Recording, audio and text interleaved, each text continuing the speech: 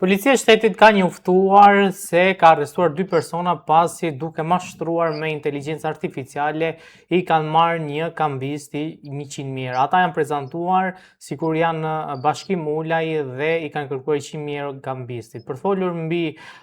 këtë,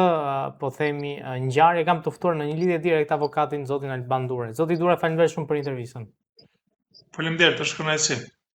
Zoti Duraj, një ngjarje kjo që po shkohet deri në përdorimin e inteligjencës artificiale për të, po themi, mashtruar qytetar, e sidomos në emër të biznesmenëve të njohur. Është e vërtet, kemi shumë raste të cilat kanë ndodhur në vendin tonë, por edhe në vende tjera të zhvilluara me shuma më të mëdha. Kjo vjen për shkak të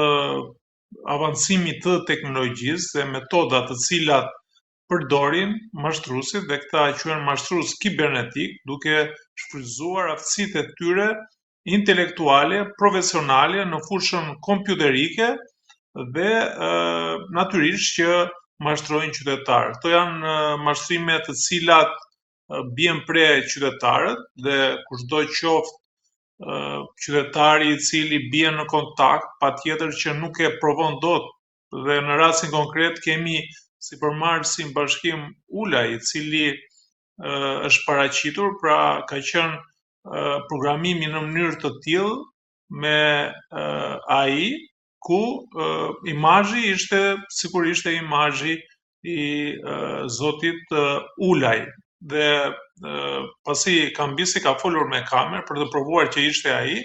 besoj që zoti Ulaj duhet të ketë marrëdhënie shoqërore, por edhe pune me kambistin, ndoshta ka aktivitet tregtar për shkak të shkëmbimeve, aktivitetit të biznesit apo sipërmarrjes, dhe qytetari patjetër që nuk është se e ka kuptuar. Por unë besoj që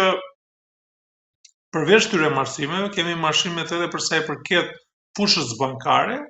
ku shumë qytetarë pra kanë konstatuar se në llogaritë e tyre bankare mungojnë depozitat e tyre, pra depozitat lëvizin me shuma të vogla për që marrjen e pagesave apo të llogarisë së tyre. Kështu që duhet nga ana e policisë së shtetit dhe natyrisht nga ana e departamentit të posaçëm, i cili është departamenti kundër krimeve kibernetike, duhet një shtim të stafit, sepse nuk ka burime njerëzore, por edhe aftësi teknologjike në mënyrë që të identifikohen këta shtetas të cilat kryejnë krime të tilla, pra krime kibernetike. Është përshëndetur në rastin konkret, pra ne kemi momentin që është kapur autori, i cili është dyshohet se është nga qyteti i Elbasanit, i cili ka kryer të mashtrim, dhe kjo është gjë shumë pozitive që policia e shtetit ka pra në kohë e ka neutralizuar, e ka kapur autorin, pra nuk është se është bërë dëmi në rastin konkret, besoj që edhe vlerën monetare e ka kapur dhe ja ka kthyer kambistit. Kjo është gjë shumë pozitive, sepse është një shumë goxha e madhe, dhe ky do të ishte një dëm shumë i madh ekonomik për kambistin, i cili me këtë punë ushqen familje. Ndërkohë, avokat, ka pasur dhe një rast të ngjashëm një vit më parë, ku në emër të Taulan Ballës janë marrë 100.000 euro. Pra, duke se është teknik edhe e përdorshme. Po, më kujtohet, ky mos gaboj është rasti i vitit 2024, ku një sipërmarrës, i cili është nga qyteti i Përrenjasit, ka dhënë një shumë të konsiderueshme një taksisti, sepse ka marrë një mesazh nga Taulan Balla, pra nga zoti Balla, i cili në atë kohë ka qenë ministër i brendshëm. Por në rastin konkret, shoferi, sipërmarrësi nuk e ka kontaktuar në telefon në mënyrë që ta kontaktonte apo ta kishte një lloj konfirmimi nga ana e tij.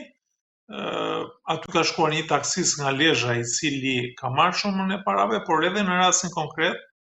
për shkak të këqyrjes së kamerave dhe punës shumë të madhe që ka bërë policia e shtetit, është kapur në kohë, pra është neutralizuar dhe janë kapur kejbërësit, të cilët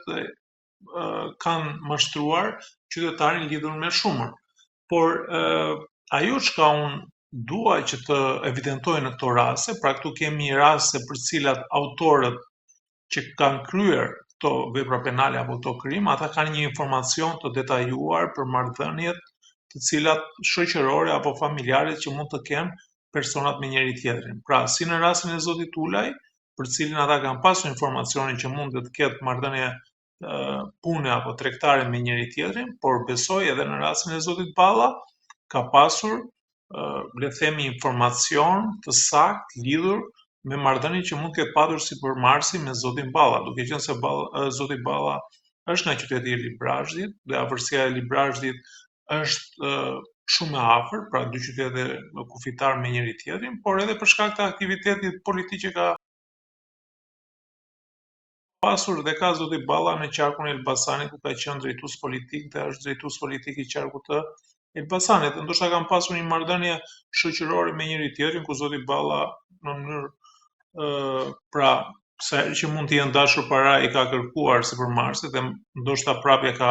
rikthyer ato, por qytetarët mund të pyesin me të drejtë. Mund të thonë që si ka mundësi që në rastin e zotit Balla qytetari nuk e kishte numrin e telefonit, pra, sepse zoti Balla ka një numër telefoni që e ka për gjithë qytetarët dhe ata dhe ka kontaktuar me një numër tjetër. Kjo ndoshta është pra ka hyrë ty, besoj, ka hyrë deri aty këta mashtrues kibernetik, saqë mundet të kenë nisur mesazh nga numri i celularit të zotit Balla. Pra, në mënyrë që të bëhet më besueshme dhe përderisa vjen një mesazh nga një numër që ne e kemi të regjistruar, pra unë e di që zotin Balla e kam në telefonin tim, e kam si numër, kam komunikuar tjetër dhe natyrisht që e besoj që të shumë a kërkon ai dhe më ka dërguar një person të besuar i cili ka marrë parat apo ka marrë pagesën. Pra, arrin këta keqbërës, arrin deri aty saqë të futen edhe në mesazhet celulare apo mesazhet e WhatsAppit, në Facebook, pra në gjitha ato aplikacione që i kemi ne në